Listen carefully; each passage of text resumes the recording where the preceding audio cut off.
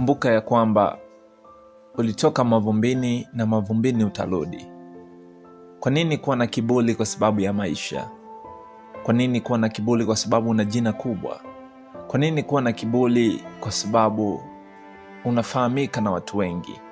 Kwa nini kuwa na kiburi kwa sababu katika maisha umekuwa ni mtu wa kipekee sana zaidi ya watu wengine? Kwa nini kuwa na kiburi? Kumbuka tu, ulitoka mavumbini na mavumbini utarudi.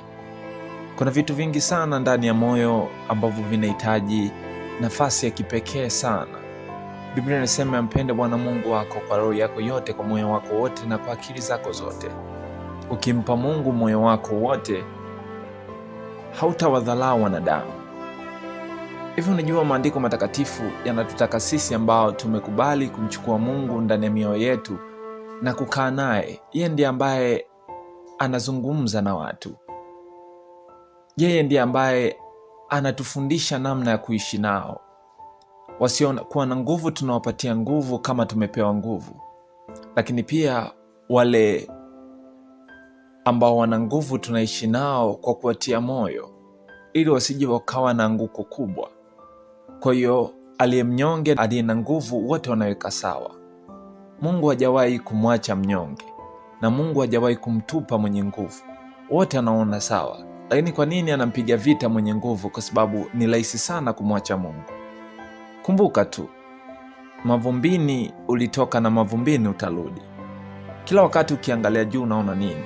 Unaona nyota, unaona jua, unaona anga, lakini pia unaona uzuri wa Mungu, upepo mzuri unaopuliza ndani ya mapua yako, kiasi kwamba unasikia nafasi ya kipekee ya kuendelea kupumua na kuendelea kuishi.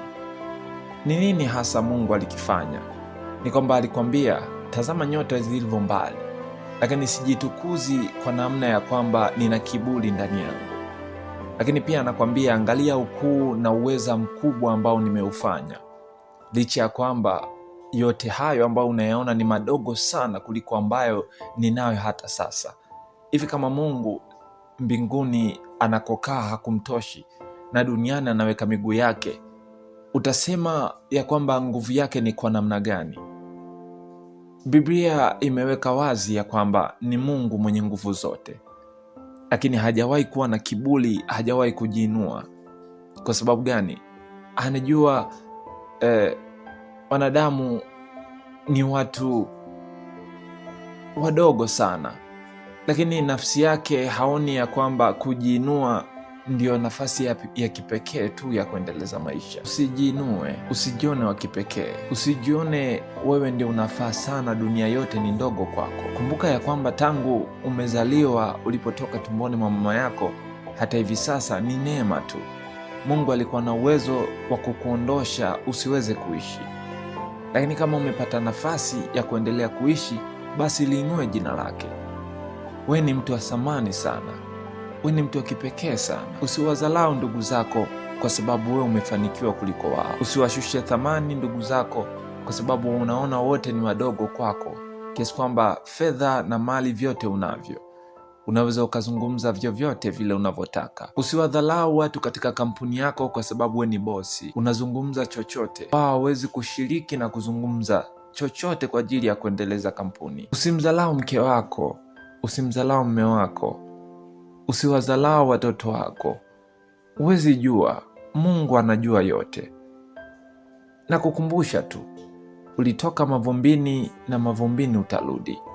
Siku utakapoingia katika hiyo ardhi, hautaweza kuzungumza tena, ndio utajua nafasi ya kipekee Mungu aliyokupa ingali ulipokuwa hai. Kumbuka ya kwamba kweli tutalala, sote tunalala, lakini tutapolala tutalalaje? Tutaondokaje hapa duniani? Tuliacha nini hasa kama alama kwa ajili ya utukufu wa Mungu? Kumbuka, anayekufa kwa ajili ya Mungu ana thamani sana mbele za Mungu. Lakini ni huzuni kubwa sana mbele za Mungu kama utakufa ukiwa ni mtu ambaye ulikuwa na kiburi ndani yako. Mungu alikupa nafasi ya kuishi kwa ajili ya utukufu wake. Uliinue jina lake, umtukuze yeye tu, umpe nafasi yake. Anapenda sana mtu anayejishusha, anapenda sana mtu ambaye anajinyenyekesha. Kwani yeye hakuwa Mungu hata akaja duniani kutukomboa? Alikuja kutukomboa, lakini kumbuka ya kwamba alipotoka juu mbinguni, alipokuja duniani, alitutumikia sisi. Hivi inawezekanaje ya kwamba aliye Mungu amtumikie mwanadamu, ingali mwanadamu aliumbwa na huyo Mungu, alafu Mungu akajitumikisha ili mwanadamu aweze kurudi kwenye nafasi yake? Katika hali ya uhalisia si haki wala si sawa, lakini alifanya yoyote ili atufundishe ya kwamba kumbuka mwanadamu, ulitoka mavumbini na mavumbini utarudi. Ndugu yangu, jitahidi kuwa mwema, jitahidi kuwa mtu unayetenda haki, jitahidi kuwa mtu unayefanya yote kwa ajili ya Mungu, kwa sababu kumbuka, ulitoka mavumbini na mavumbini utarudi. Udongo tunayoona kila siku, tunajenga nyumba, tunatengeneza vitu vizuri vinavyotoka katika hii ardhi, ndio ardhi hiyo hiyo ambayo kesho kutwa itatufunika. Basi kiburi cha mwanadamu ni cha muda mfupi tu. Ni kwamba umepewa pumzi na Mungu, ndio ambayo inakupa nafasi ya kuendelea kuishi. Yoyote asiye na pumzi haishi, na Mungu alivyokupulizia pumzi ni kwa sababu anatamani ulitumikie kusudi lake ndani ya maisha yako. Usisahau wala usirudi nyuma. Jitahidi sana, usiinuke kiburi ndani yako, jishushe tu. Kumbuka ya kwamba una muda mchache kuishi katika ulimwengu. Jitahidi ulitumikia kusudi lako kwa kusimama kwenye nafasi yako, lakini pia kumbuka ya kwamba umepewa pumzi, uitumie kwa nafasi husika. Usimtese mtu wala usimdhalau mtu. Usizungumze vibaya kwenye kinywa chako. Zungumza yale ambayo unapewa maelekezo na Roho Mtakatifu. Ninakukumbusha tena ndugu yangu, ulitoka mavumbini na mavumbini utarudi. Ulitoka mavumbini na mavumbini utarudi. Jina langu ni Lambert Bayana. In Lambert Bayana Global Network. Mungu akubariki sana.